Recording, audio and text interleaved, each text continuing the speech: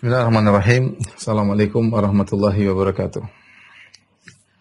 Alhamdulillahi ala ihsani wa syukru lahu ala taufiqihi wa amtinani. Asyhadu an la ilaha illallah wahdahu la syarika lahu ta'ziman li sya'ni wa asyhadu anna Muhammadan abduhu wa rasuluhu da'ila ridwani. Allahumma salli alaihi wa ala alihi wa ashabihi wa ikhwani. Ikhwan dan akhwat, Bapak dan Ibu yang dirahmati Allah Subhanahu wa taala. Kita masuk pada pembahasan bab kelima tentang salat-salat wajib ya. Sebagaimana kita ketahui bahwasanya salat-salat ya ada terbagi menjadi dua, yaitu ada salat-salat wajib, kemudian ada salat-salat sunnah ya. Yang insya Allah akan datang penjelasannya secara lebih detail. Salat-salat wajib bisa juga kita bagi menjadi dua ya, itu ada yang namanya salat fardhu ain dan ada namanya salat fardhu kifayah. Salat fardhu ain seperti apa? Seperti salat 5 waktu, kemudian di antara juga salat 5 waktu, dan bagian pembahasan masalah salat Jumat bagi laki-laki tentunya.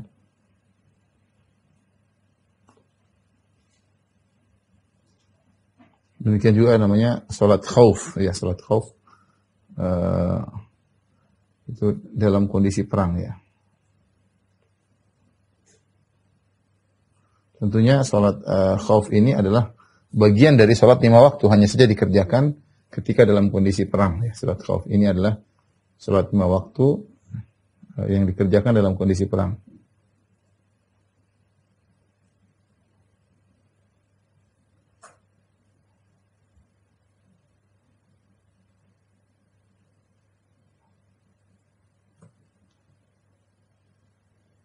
Ada cara-caranya, nanti insya Allah akan datang penjelasan jika tiba pada waktunya. Fardu kifayah seperti misalnya adalah salat jenazah ya, salat jenazah. Adapun salat-salat sunnah ya, nanti akan kita bahas namanya salat-salat sunnah harian. Kemudian ada juga salat-salat sunnah dzawatul asbab ya.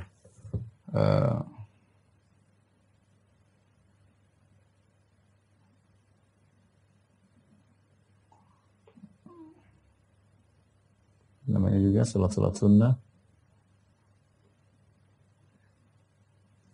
karena sebab-sebab tertentu.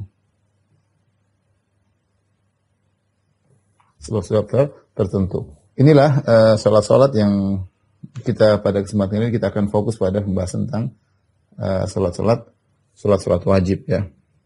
Bagi yang punya buku silakan dibuka jilid 1 pada halaman 521 ya. Di situ ada penjelasan secara singkat tentang salat 5 waktu, salat zuhur, salat asar, salat maghrib, salat isya, dan salat subuh yang biasa kita kerjakan setiap hari ya. Tentunya kita sudah sama-sama tahu, salat zuhur tentunya dibaca atau dikerjakan dengan 4 rakaat ya.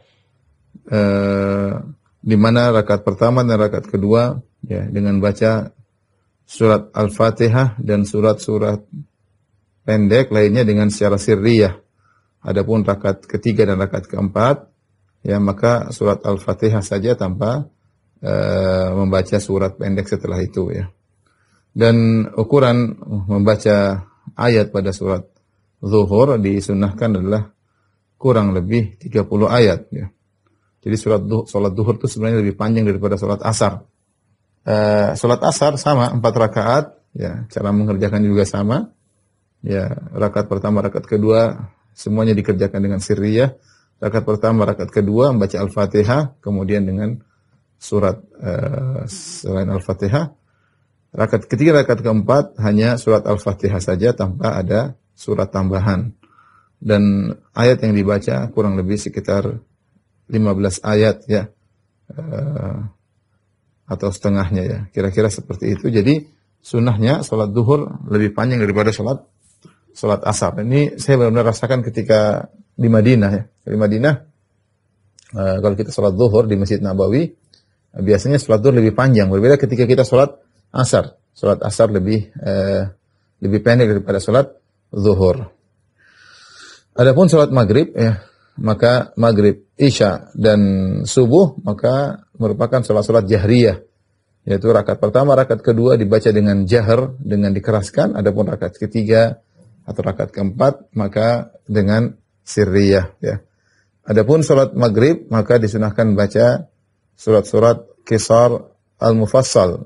Surat-surat Qisar al-Mufassal itu surat-surat mufassal yang pendek-pendek. Kemudian salat isya disunahkan baca surat Awasit al-Mufassal, yaitu yang surat mufassal yang tengah, dan salat subuh 2 rakaat dengan membaca surat Tiwal al-Mufassal. Ya, ini tata cara secara sederhana tentang salat 5 waktu. Ya, di situ ada tabel, tinggal dilihat. Ya, mungkin saya bisa ringkaskan. Ya. Yang pertama adalah salat 5 waktu. Kita tadi ada zuhur, kemudian ada asar, ada maghrib, ada isya, ada subuh. Ya. Kita tahu bahwasanya zuhur dan asar adalah sirriyah,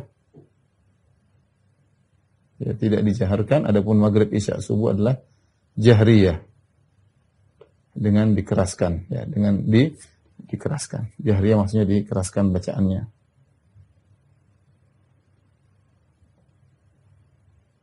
Pada rakaat pertama dan kedua. Tentu ini hukumnya sunnah, ya. Hukumnya sunnah. Seandainya ada orang sholat maghrib, isya, subuh dengan sirriyah, maka sholatnya sah. Tapi dia menyelisih sunnah. Dan sebaliknya, jika ada orang sholat duhur dan asar dengan jahriyah, maka sholatnya tetap sah, tapi menyelisihi sunnah. Ya. Nah, sholat duhur bacanya lebih panjang daripada sholat asar. Ya. Sholat duhur kira-kira kurang lebih membaca 30 ayat. Adapun sholat asar kurang lebih adalah 15 ayat. Maghrib membaca Qisar al-Mufassal. Isya panjang bacaan kira-kira Awasit al-Mufassal. Subuh bacanya adalah Tiwal Mufassal. Ini tentang ukuran bacaan, ya, ukuran bacaan berapa banyak ayat. Tiwal Mufassal yaitu dari surat Al-Hujurat sampai Al-Mursalat.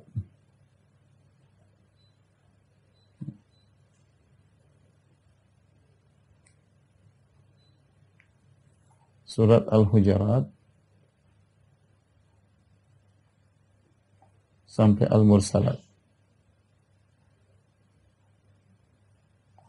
Adapun Awasit al-Mufassal dari surat An-Naba sampai surat Asy-Syams. Adapun Qisar al-Mufassal surat Ad-Duha sampai surat An-Nas. Ini tentu hukumnya sunnah, pengerjaan salat 5 waktu, tetapi bukan harus selalu begini, ya. Sebagaimana Nabi SAW pernah membaca salat subuh dengan bacaan pendek ketika ada anak kecil menangis sehingga Rasulullah SAW baca dengan pendek. Ya, Rasulullah SAW juga pernah salat maghrib dengan bukan surat Ad-Duha, bukan surat An-Nas, bahkan Rasulullah SAW pernah salat maghrib dengan membaca surat Al-Mursalat. Dalam sebagian riwayat Rasulullah SAW juga pernah membaca salat maghrib dengan surat At-Tur, dan itu adalah surat-surat dari Tiwal Mufassal. Tapi inilah seorang berusaha melazimi dirinya dengan membaca seperti ini, terutama di masyarakat, sehingga masyarakat terbiasa ketika sholat subuh bacaan dengan panjang, tidak sepanjang-panjangnya, tidak juga, tetapi sewajarnya, sebagaimana dicontohkan oleh Nabi SAW. Karena kalau kita ikut keinginan masyarakat, akhirnya kita sholat subuh pendek-pendek, ya. Sholat subuh pendek-pendek, sholat subuh selalu Ad-Duha, Al-Fil, ya.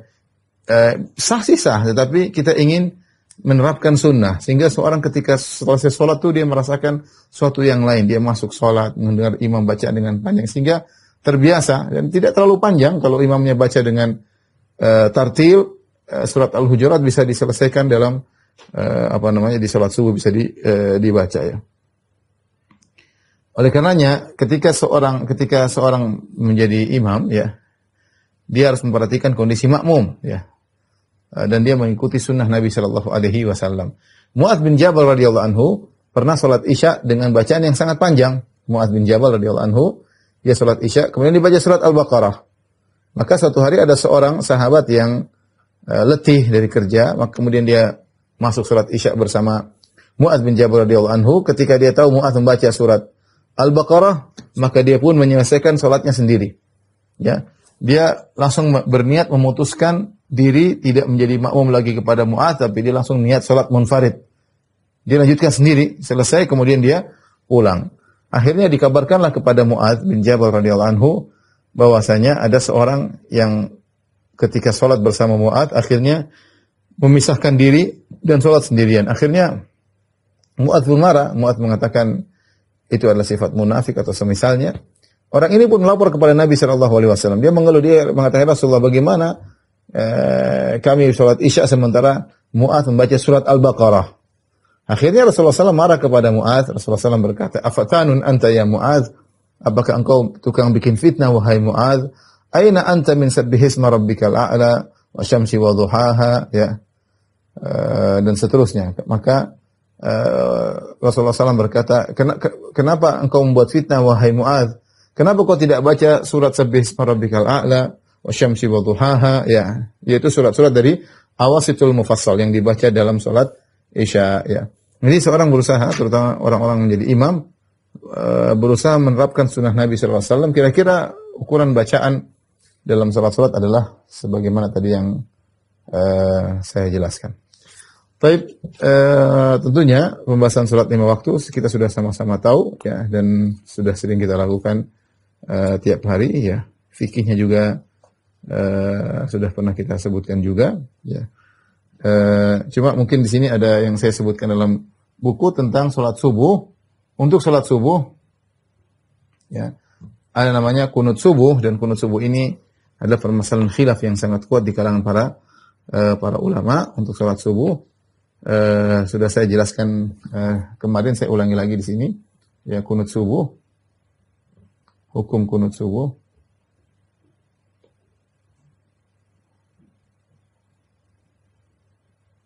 Maka ini ada khilaf di kalangan para ulama ya. Secara umum ada 3 pendapat ya. Bahwasanya yang pertama hukumnya adalah sunnah. Yang kedua tidak disyariatkan. Tapi bukan bid'ah. Yang ketiga adalah bid'ah ya. Ini 3 pendapat di kalangan para ulama. Adapun yang mengatakan sunnah adalah mazhab Malikiyah, ya. Kemudian mazhab Syafi'iyah. Kemudian antara mazhab Zahiriyah, ya. Yang tidak disyariatkan tapi bukan bid'ah adalah mazhab Hambaliyah. Kemudian yang mengatakan bid'ah adalah mazhab Hanafi. Tentu masing-masing memiliki pembahasan tersendiri. Dan sudah saya sebutkan panjang lebar, ya tentunya mungkin waktu kita tidak cukup untuk membahas secara detail tentang khilaf tentang masalah kunut subuh. Tapi ingin saya sampaikan bahwa ini masalah khilafiyah. Intinya jika seseorang kemudian memilih pendapat sunnah, maka dia kunut subuh sebagaimana pendapat Malikiyah dan juga mazhab Syafi'iyah. Dan sebagian saudara-saudara kita memandang bahwasanya kunut subuh hukumnya adalah sunnah, yaitu dikerjakan pada salat subuh pada rakaat kedua setelah bangkit dari ruku, setelah i'tidal, sami Allah liman hamidah, rabbana walakal hamdu, baru kemudian membaca doa kunut. Allahumma dini fi atau Allahumma dina fi man hadaitu, afina fi man afait. Ini bagi mazhab Syafi'iyah. Adapun mazhab Malikiyah dibaca sebelum ruku. Jadi setelah orang baca Al-Fatihah, kemudian baca surat rakaat kedua, kemudian dia kunut sebelum ruku. Ini kalau mazhab Malikiyah. Perkaranya ringan, apakah sebelum ruku atau sudah ruku, intinya hukumnya adalah sunnah menurut mazhab Malikiyah dan menurut mazhab Syafi'iyah. Adapun Al-Imam Ahmad rahimahullahu taala memandang bahwasanya kunut subuh tidak disyariatkan. Tapi jika ada orang kunut subuh maka beliau tidak mengingkari. Bahkan beliau membolehkan jika seorang kunut subuh dalam rangka mendoakan keburukan bagi orang-orang kafir yang menyerang kaum muslimin, maka boleh mendoakan mereka kunut subuh meskipun setiap hari.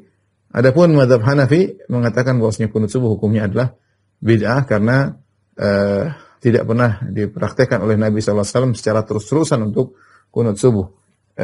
Khilaf mereka dibangun di atas pembahasan tentang suatu hadis ya yang di mana disebutkan dari Anas bin Malik radhiyallahu anhu, beliau berkata, "Mazala Rasulullah sallallahu alaihi wasallam yaqunutu fil fajri hatta faraqad dunya." Bahwasanya senantiasa Rasulullah sallallahu kunut di salat subuh sampai beliau meninggalkan dunia. Artinya sampai beliau meninggal dunia, sampai beliau wafat sallallahu alaihi wasallam. Tetapi dalam hadis ini ya ada perawi yang bernama Abu Ja'far Ar-Razi, yang perawi ini Abu Ja'far Ar-Razi diperselisihkan oleh para ulama tentang kredibilitasnya. Ya, sebagian ulama mensikohkan Abu Ja'far Ar-Razi, sebagian ulama mendhaifkan atau melemahkan Abu Ja'far Ar-Razi. Dari situlah kemudian terjadi khilaf tentang hadisnya dhaif atau hadisnya sahih. Bagi ulama yang menyatakan hadisnya dhaif, maka mereka tidak mengamalkan hadis ini, seperti Imam Ahmad rahimahullahu taala, yang tidak kita ragukan tentang bahwasanya beliau adalah pakar hadis. Dan bagi ulama yang menyatakan hadis ini sahih, seperti Imam Syafi'i, Imam Nawawi dan banyak ulama ya menyatakan bahwasanya hadisnya sahih, maka mereka menjalankan konsekuensi dari kesahihan hadis ini, yaitu dengan melaksanakan kunut subuh setiap hari ya. Melaksanakan kunut subuh setiap hari. Dan di antara yang mensahihkan hadis kunut subuh adalah Al-Muallimi ya. Abdurrahman bin Yahya Al-Muallimi, salah seorang al-hadis dari negeri Yaman ya.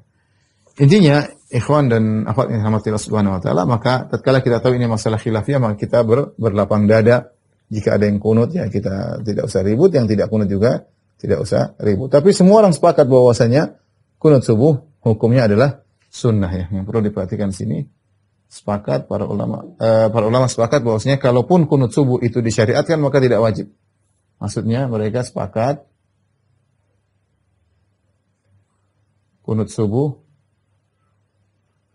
jikapun disyariatkan maka tidak wajib, tidak sampai derajat wajib.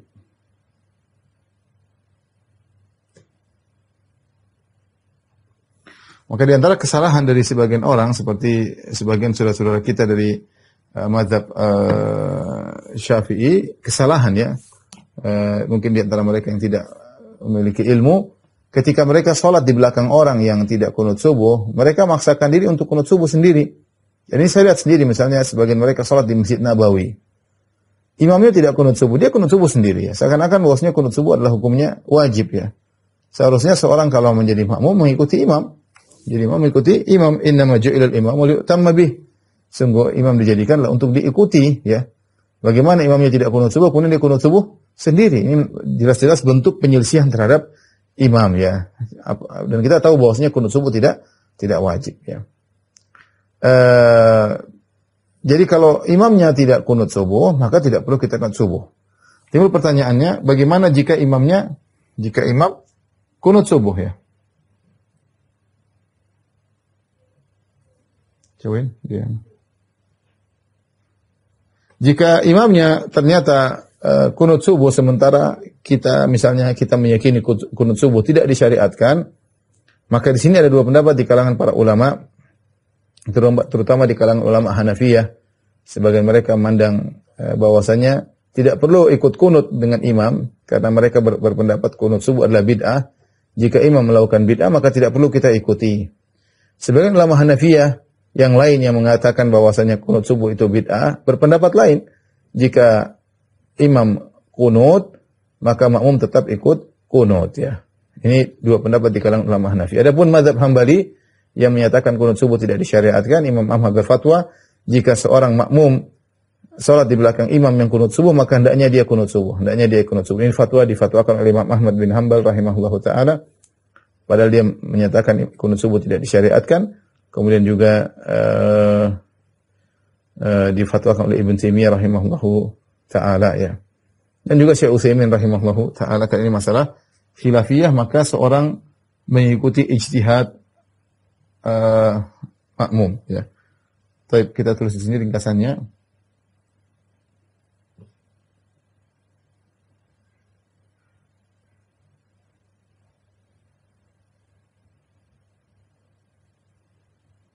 Jika bermakmum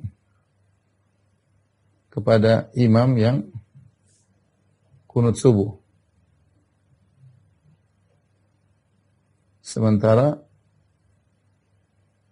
seseorang memilih pendapat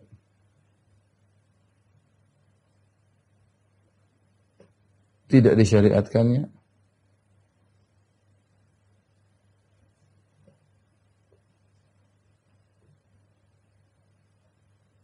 atau bid'ahnya kunut subuh. Maka di sini ada khilaf, masalah ini ada khilaf di kalangan para ulama, ya. Khilaf, ya. Pendapat pertama mengatakan, ya, bahwasanya tidak perlu kunut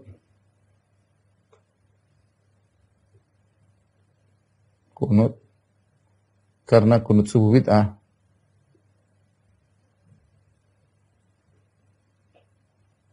Sebagaimana pendapat mazhab Hanafi. Ini pendapat sebagian ulama Hanafiyah. Pertama. Pendapat kedua, bahwasanya ikut kunut. Ikut kunut subuh bersama imam.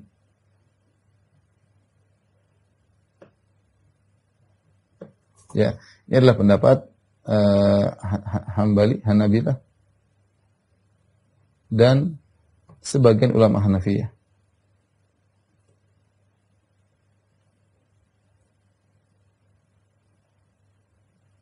Karena Rasulullah mengatakan innama ju'ilal imamu liyu'tamma bih.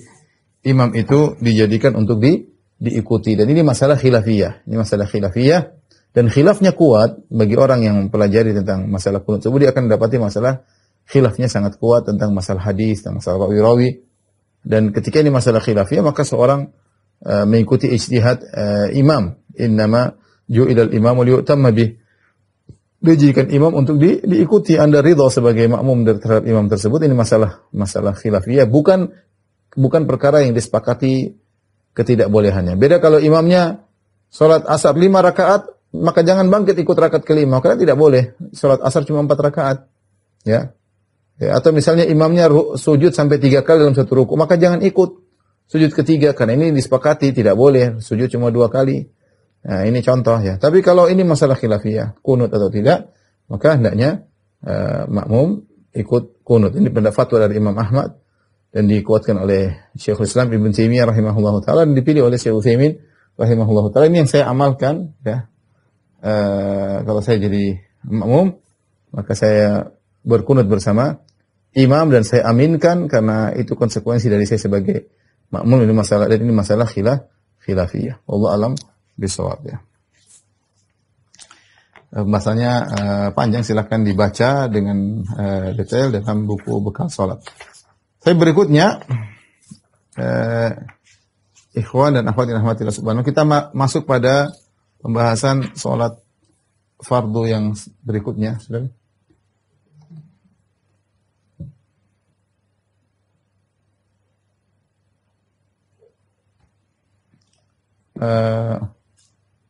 Kita sekarang bahas tentang sholat Jumat, ya.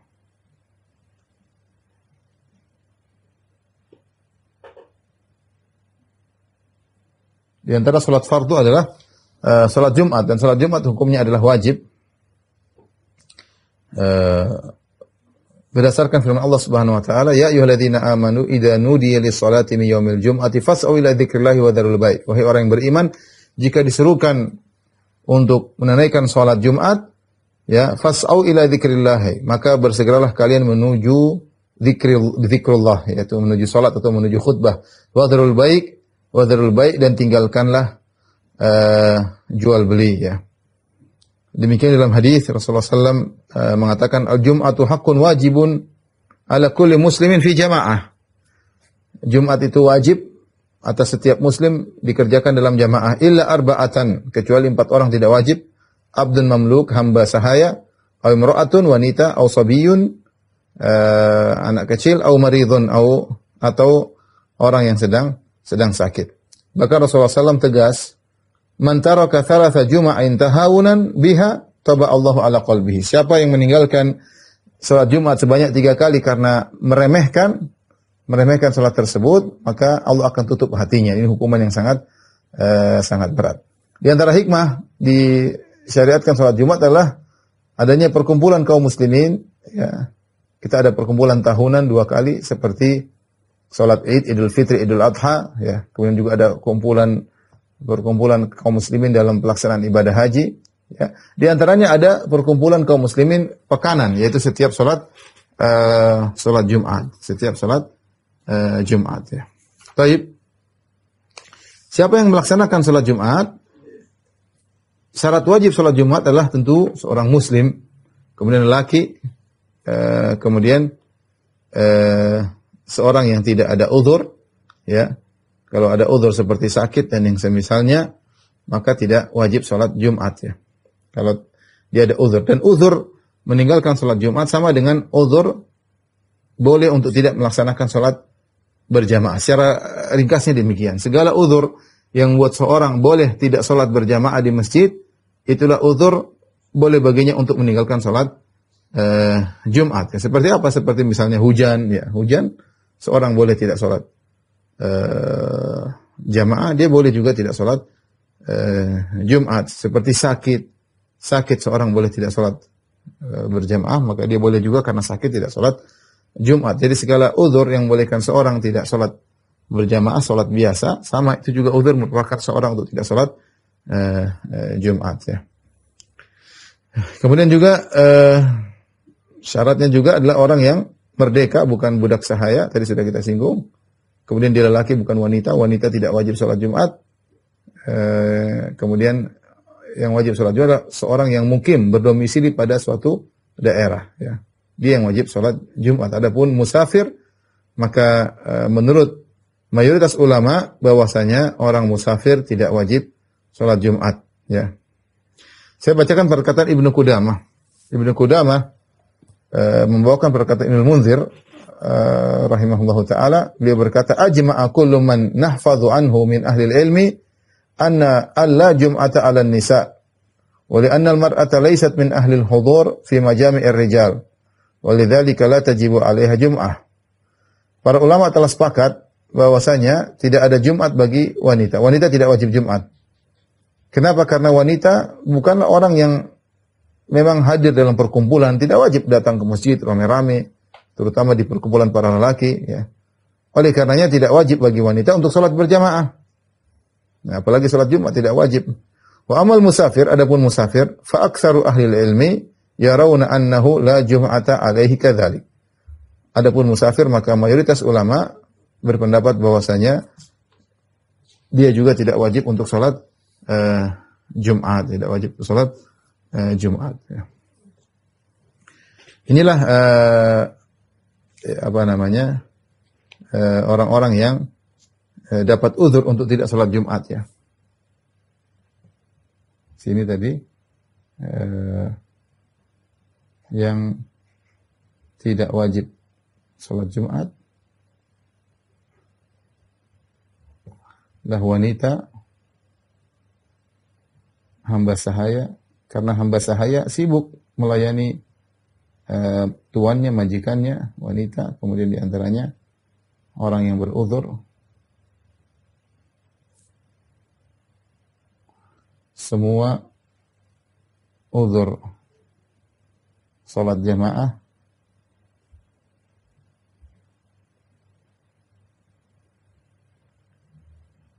maka merupakan uzur salat Jumat. Di antaranya adalah misalnya sakit, ya, misalnya sakit, ya, hujan misalnya, rasa takut, dan lain-lainnya. Kemudian di antaranya yang tidak wajib sholat Jumat adalah musafir ya.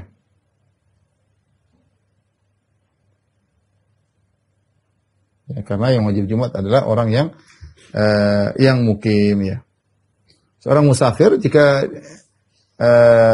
dia sedang bersafar maka tidak wajib dia untuk melaksanakan sholat Jumat. Ini orang-orang ini, keempat orang ini perhatikan. Mereka tidak wajib Jumatan. Ya. Lantas yang wajib, perhatikan, yang wajib bagi mereka adalah zuhur.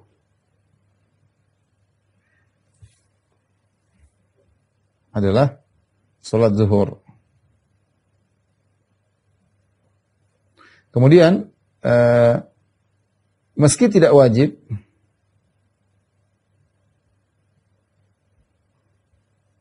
namun mereka boleh sholat Jumat. Namun tidak wajib. Jika mereka sholat Jumat,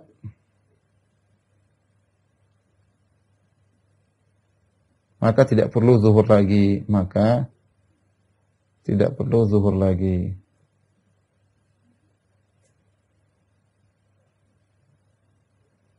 Ya, ini yang perlu kita ketahui ya, karena wanita tidak wajib sholat Jumat. Tapi kalau sholat Jumat selesai. Contoh misalnya mereka lagi umrah wanita, kemudian ke Masjid Nabawi pingin sholat Jumat, silakan sholat Jumat. Masuk di musola bagian para wanita sholat Jumat. Kalau sholat Jumat tidak perlu sholat zuhur lagi. Ya, demikian juga musafir tidak wajib sholat Jumat, tapi kalau dia sholat Jumat ya sudah tidak perlu sholat zuhur lagi ya. Demikian juga hamba sahaya. Orang sakit pun tidak wajib sholat Jumat, tapi kalau dia ingin sholat Jumat dibopong ke masjid untuk sholat Jumat, maka tidak perlu lagi sholat zuhur. Taib ini talamin dia.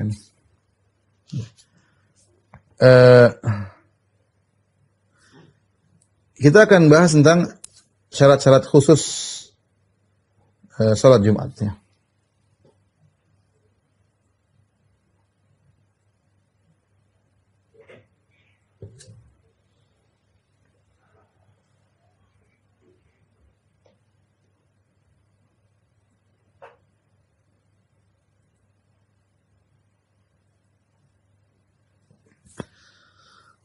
Tentunya syarat-syarat khusus sholat Jumat pertama adalah waktu.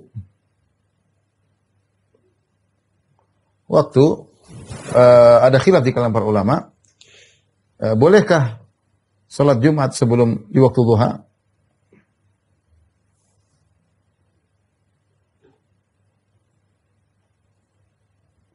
Sebelum waktu zuhur? Ada khilaf di kalangan para ulama. Khilaf, ini masalah khilaf ya. Ada yang mengatakan boleh, ada yang tidak boleh. Ya, ada yang mengatakan boleh, ada yang mengatakan tidak boleh. Lebih hati-hati seorang tidak sholat Jumat kecuali di waktu zuhur. Saya sempat kemarin pergi ke suatu daerah yang mereka patokan bahwasanya sholat Jumat jam sekian. Meskipun itu belum masuk waktu zuhur ya. Ya, ada sebagian tempat belum waktu zuhur tapi kita sholat Jumat jam sekian. Nah, ini pendapat sebagian ulama membolehkan ya. Dan ini adalah pendapat Imam Ahmad ya. Imam Ahmad berpendapat bahwasanya boleh sholat Jumat dikerjakan di waktu duha, yaitu sebelum sholat waktu zuhur. Tapi jumhur ulama mengatakan hendaknya dikerjakan di waktu zuhur. Kemudian yang kedua adalah berjamaah ya. Salat yang kedua adalah berjamaah. Para ulama sepakat bahwasanya Jumat tidak boleh dikerjakan sendirian. Sepakat ulama.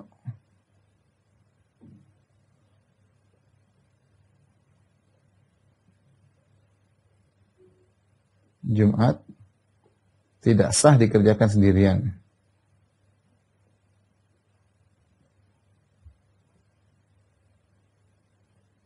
Tapi harus berjamaah. Harus berjamaah. Hanya saja mereka khilaf berapa kadar minimal jamaah. Namun para ulama khilaf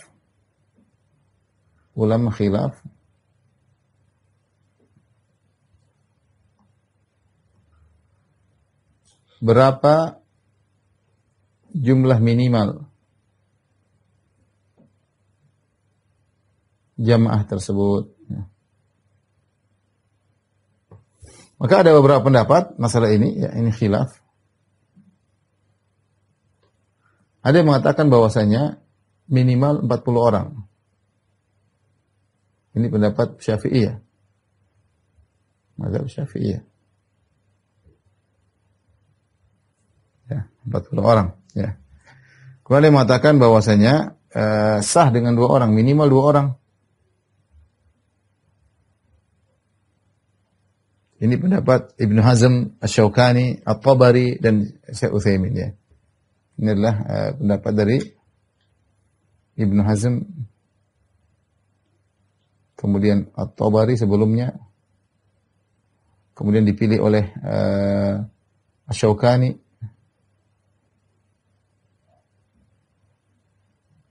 di antaranya Utsaimin, ya, Syekh Utsaimin. Pendapat yang berikutnya bahwasanya minimal 3 orang. Nah, ada yang mengatakan juga minimal 4 orang. Pendapat mazhab Hanafiyah. Ini mazhab Hanafiyah. Ikhwan, dan ada pendapat lagi 12 orang, ya. Ada yang mengatakan 12 orang. Ini ada khilaf yang disebut oleh para ulama tentang ini. Namun secara pendalilan bahwasanya tidak ada jumlah tertentu yang minimal sholat Jumat, misalnya harus 12 orang, 40 orang. Yang terjadi antara 12 orang, ya, atau 40 orang, ini kebetulan datang dalam sebagian riwayat. Bukan sengaja Rasulullah mengumpulkan 40 orang, ya. Contoh, hadis yang dijadikan dalil tentang 40 orang, kisah tentang Abdurrahman bin Ka'ab bin Malik, ya, bahwasanya ayahnya Ka'ab bin Malik radhiyallahu anhu, idza sami'an nida yaumal Jumat tarhama ala Asad bin Zurarah. Ka'ab bin Malik ini kalau dengar azan Jumat dia selalu mengatakan rahimallah As'ad bin Zurarah. Maka anaknya bertanya, "Kenapa Anda, wahai ayahanda, kalau mendengar azan Jumat Anda mendoakan As'ad bin Zurarah?" Maka ayahnya berkata, "Li'annahu awwalu man jamma'a bina." Ya, karena dia adalah yang pertama kali mengumpulkan kami untuk sholat Jumat, ya, di suatu suatu lembah, suatu kampung, ya. Yuqalu lahu Naqi al-Khadimat, ya, suatu daerah. Maka aku bertanya, "Kam kuntum yauma idzin?" Berapa jumlah kalian ketika itu sholat Jumat? Qala arba'un, ya, 40 orang. 40 orang. Ini sholat Jumat yang dikerjakan sebelum Nabi SAW datang ke kota Madinah. Jadi sebelum Nabi berhijrah dari Mekah menuju Madinah, para sahabat sudah sebagian mereka masuk Islam dan mereka tinggal di kota Madinah, dan mereka dikumpulkan untuk sholat Jumat oleh As'ad bin Zurarah. Kebetulan ketika itu jumlah mereka 40 orang. Bukan merupakan syarat bahwasanya harus 40 orang. Tapi itu adalah 40 orang, kebetulan As'ad bin Zurarah ketika itu mengumpulkan. Makanya ditanya oleh anaknya putranya Abdurrahman bin Ka'ab bin Malik, "Berapa jumlah kalian? Kam kuntum yauma idzin?" Kunna arba'ina, qala arba'un. Berapa jumlah kalian ketika itu? Dia menjawab, kami begitu jumlahnya 40 orang. Demikian juga ketika jumlah 12 yang berdalil bahwasanya jumlah 12 orang di pendapat Malikiyah, ya, mereka berdalil juga dengan hadis yang juga menunjukkan kebetulan seperti hadis Jabir bin Abdullah. Jabir berkata, "Bainama nahnu nusalli ma'an Nabi sallallahu alaihi wasallam id aqbalat 'irun tahmilu ta'aman." Ketika kami sedang salat bersama Nabi sallallahu alaihi wasallam salat Jumat, tiba-tiba datang kafilah dagang yang membawa makanan. Faltafatu ilaiha. Maka orang-orang pun berpaling menuju pada kafilah dagang tersebut. Hatta ma baqiya ma'an Nabi sallallahu alaihi wasallam illa 12 rajulan. Sehingga yang tinggal bersama Nabi ketika itu cuma 12 orang yang ikut salat Jumat bersama Nabi.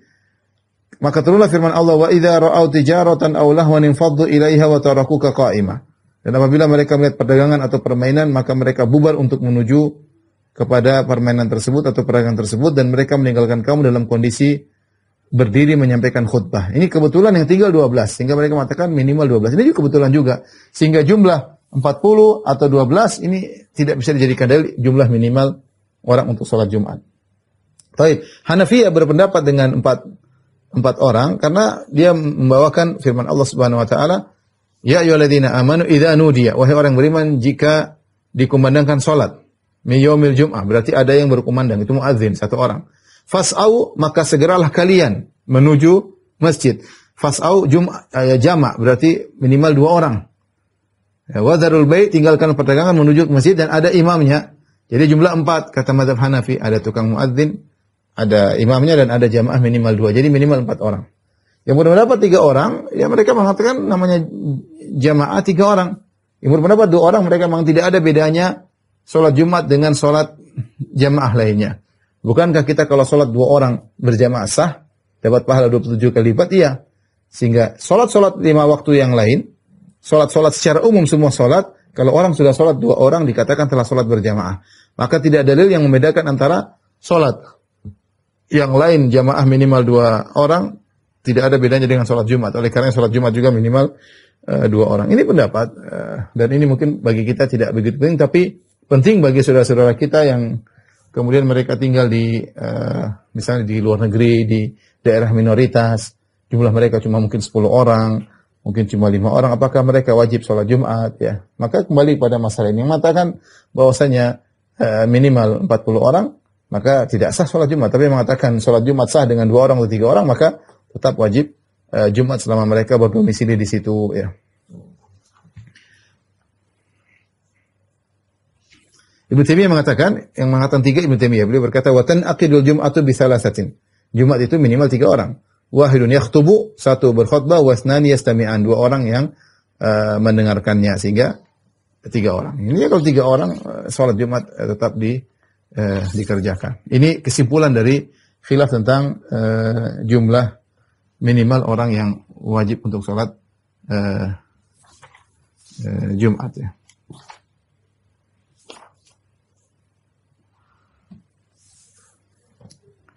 Kemudian di antara syarat khusus Jumat, ya, di antaranya adalah dimulai dengan khutbah.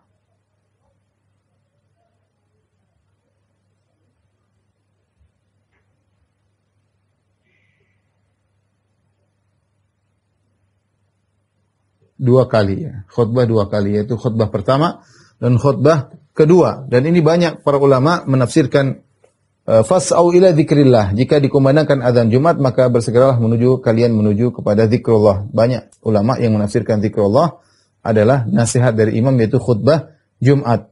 Ya, makanya khutbah Jumat merupakan syarat dalam salat Jumat, ya. Syarat dalam salat Jumat. Bahkan sebagian ulama berpendapat bahwasanya 2 khutbah Jumat itu adalah ganti dari 2 rakaat, ya. 2 rakaat, karena sholat zuhur 4 rakaat diganti dengan sholat Jumat 2 rakaat dengan 2 khutbah mengganti 2 rakaat, jadi genaplah menjadi 4 rakaat. Namun para ulama sepakat bahwasanya khutbah merupakan syarat dalam Jumat. Ibnu Qudamah berkata, wa jumlatu dzalika anal khutbata syartun fil jum'ah. Intinya bahwasanya khutbah Jumat syarat dalam salat Jumat. La tasihhu biduniha. Sekedar salat tanpa khutbah maka salatnya tidak sah. Kemudian beliau berkata di akhirnya, wala na'lamu fihi mukhalifan. Tidak ada yang menyelisih hal ini kecuali Al-Hasan, kecuali Hasan Al-Basri yang mengatakan bahwasanya khutbah Jumat bukan syarat salat Jumat, ya.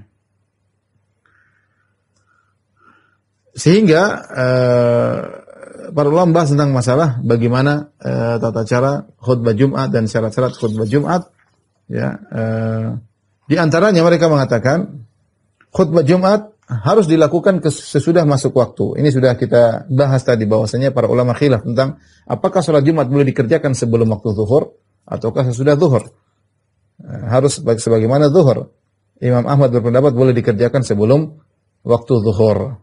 Intinya bagi yang berpendapat bahwasanya salat Jumat tidak boleh dikerjakan di waktu zuhur, mereka juga berpendapat bahwasanya khutbah Jumat ya harus dilakukan sesudah masuk waktu, tidak boleh sebelum waktu. Karena sebagian mereka berpendapat khutbah Jumat pengganti 2 rakaat, ya. Sehingga harus dikerjakan sesudah masuk waktu.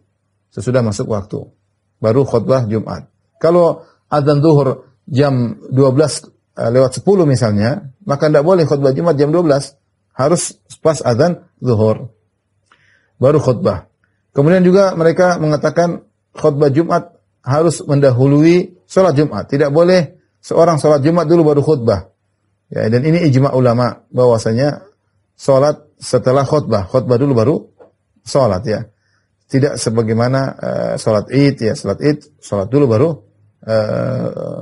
khutbah ya. Kemudian juga bahwasanya khutbah Jumat disampaikan dengan suara yang keras. Tidak sah khutbah disampaikan dengan suara yang pelan, tidak terdengar oleh jamaah. Ya, karena tujuan dari khutbah adalah menyampaikan nasihat kepada jamaah. Allah mengatakan, "Fas'au ila dzikrillah." Hendaknya kalian bersungguh-sungguh segera menuju kepada zikrullah, itu khutbah ya. Kalau sampai sana ternyata khutbahnya tidak didengar, imamnya ketika berkhutbah bisik-bisik, maka ini tidak sah. Kemudian pembahasan yang penting juga masalah khutbah adalah tentang rukun-rukun khutbah. Ini ada khilaf juga di kalangan para ulama, rukun-rukun khutbah ya. Sebagian ulama seperti mazhab Syafi'iyah